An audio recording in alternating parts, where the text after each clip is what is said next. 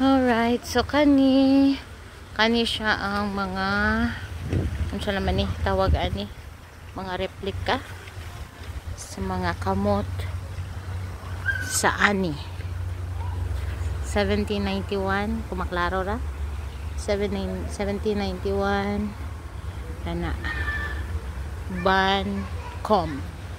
Sakto ba ng pagka-istorya ha? Then gani 1788 kang Iredell. So muni lang mga kamot. Siguro kanina nakasulat din mga ngalan siguro ni or mga apelyido siguro ni nila. Mga veterans ni sila, mga army, US Army na si daghan na sila. Nice food oh.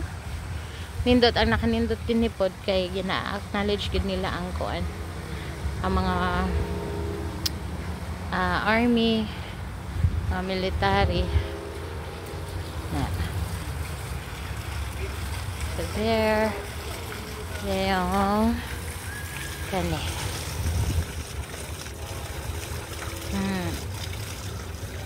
may kabalog asa mi diri na pita mo siguro ni kani siya mo siguro ni kana. Okay, so mo din ni siya community plaza. Bronze Hands of Freedom. So kanin mo na. Then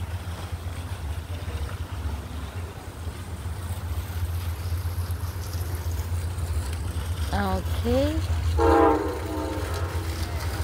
Na po dito mga kamot kana sa wall na di makita. Kana sa mga wall mga kamot sad. Ra.